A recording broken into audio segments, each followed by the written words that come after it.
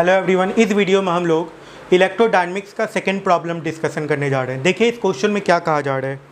What would be the interaction force between two copper sphere each of mass 1 gram separated by the distance 1 metre if the total electronic charge in them differ from the total charge of the nuclei by 1%।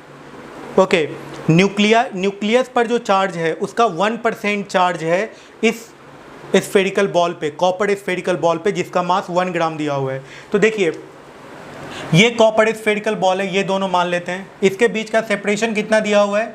1 metre. मास कितना दिया हुआ है? 1 ग्राम।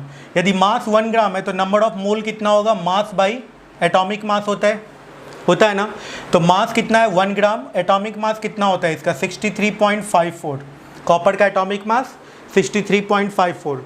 तो ये हो गया number of mole. यदि आप नंबर ऑफ मॉलिक्यूल की, नंबर ऑफ एटम की बात करें, क्योंकि एटम में होगा ये, नंबर ऑफ एटम की बात करें तो number of mole into Avogadro number 6.023 into 10⁻23 होता है ना।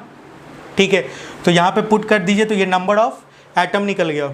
ठीक है, ये नंबर ऑफ एटम निकला, लेकिन नंबर ऑफ प्रोटॉन्स इसमें कितना निकलेंगे?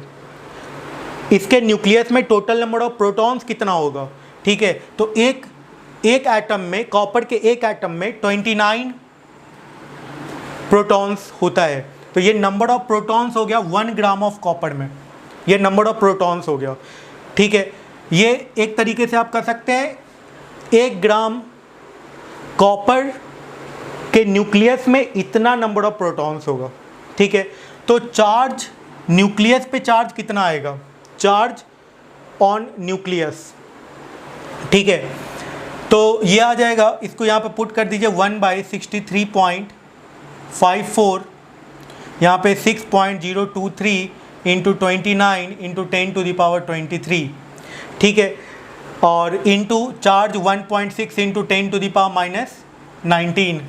तो ये आ गया चार्ज ऑन न्यूक्लियस। ठीक है, टोटल जितने भी न्यूक्लियस होंगे उस पर उसका टोटल चार्ज कितना आएगा, ये निकल गया। ये तो ये कितने के बराबर आएगा? 6.023 इंटू 29/63.54 इंटू 1.6 इंटू क्या हो जाएगा? 10⁻4, ये आ जाएगा। इसका वैल्यू यदि आप कैलकुलेट कीजिएगा तो इसका वैल्यू अप्रॉक्सीमेट 4.4 के करीब आएगा। 4.4 इंटू 10⁻, कितना हो गया? ये 4। ये न्यूक्लियस पे चार्ज है, लेकिन इस बॉल पे कितना चार्ज होगा? इसका सिर्फ 1%। तो चार्ज ऑन बॉल कैलकुलेट कर लेते हैं, या कह दें इलेक्ट्रॉनिक चार्ज कैलकुलेट कर लेते हैं। तो 4.4 इंटू 10⁻4 का 1%, 1% ऑनली। तो ये कितना हो जाएगा? 4.4 इंटू 10⁻4 बाई 100। तो ये कितने के बराबर आ गया? 4.4 इंटू 10⁻2 कूलम्ब। इतना चार्ज होगा इन दोनों स्फीयर पे। ये QE होगा, इस पे QE होगा। ठीक है, तो फोर्स का वैल्यू अब आप बहुत आसानी से निकाल सकते हैं।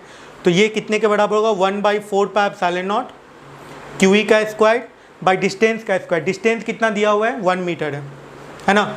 तो 9 इंटू 10⁻9 इंटू 4.4 इंटू 10⁻2 का स्क्वायर, 4.4 इंटू 10⁻2 का स्क्वायर कर देते हैं बाई 1 का स्क्वायर।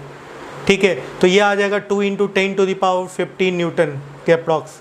ये फाइनल आंसर हो गया। Thank you.